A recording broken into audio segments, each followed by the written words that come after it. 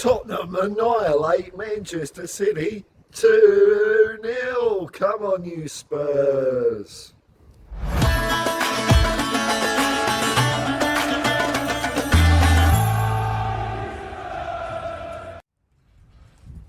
Well, g'day Spurs fans, Paul the Hotspur hippie here, the only psychedelic soccer show on the internet. And it's a day of victory. The sun has come up in the sky today. It's been raining for God knows how long in Sydney, but today it's a glorious sunny day. Oh, didn't we do well, eh? Didn't we go out there and, as we do, I think most years, just go up and smash Manchester City, make them look ordinary? Now, unfortunately, or fortunately, the Dreamo-meter is not moved by this result because Manchester City away was one of the few games we won in the league last year, so there's no change there. But hey, you look at the table, man. Little old Tottenham Hotspur, or as I like to call them, Tip-top Tottenham Hotspurs, are right at the pointy end.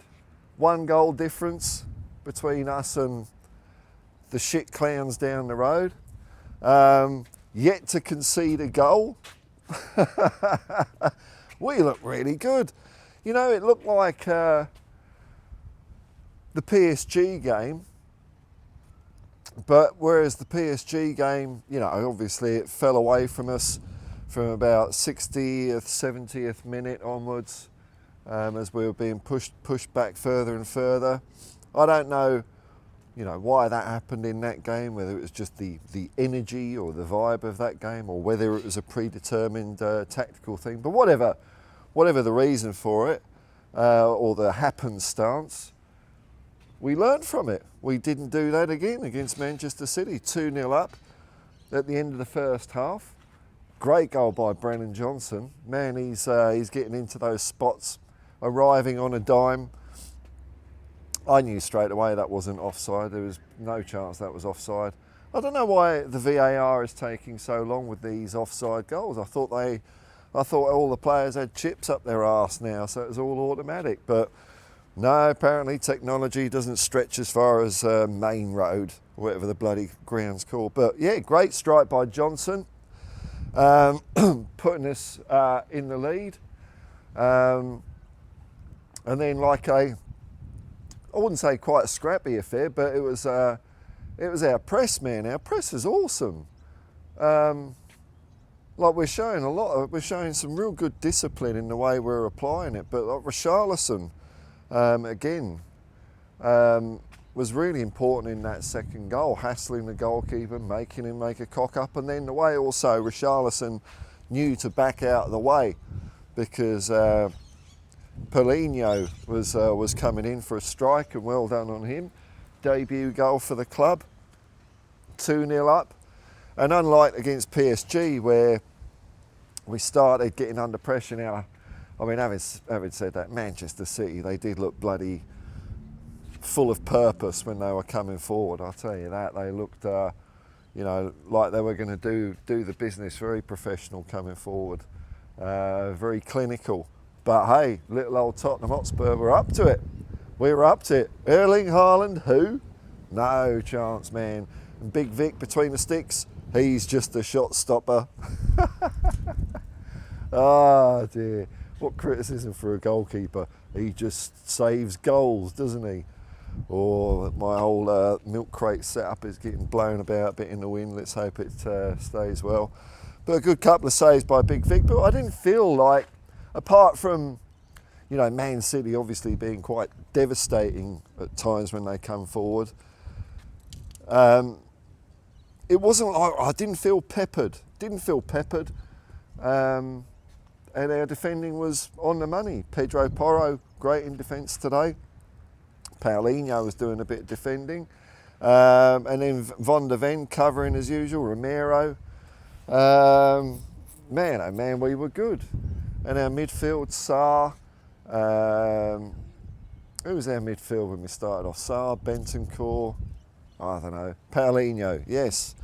And up front, we're just looking like the team we should have been for the last couple of years, you know. I don't know how Frank's doing it.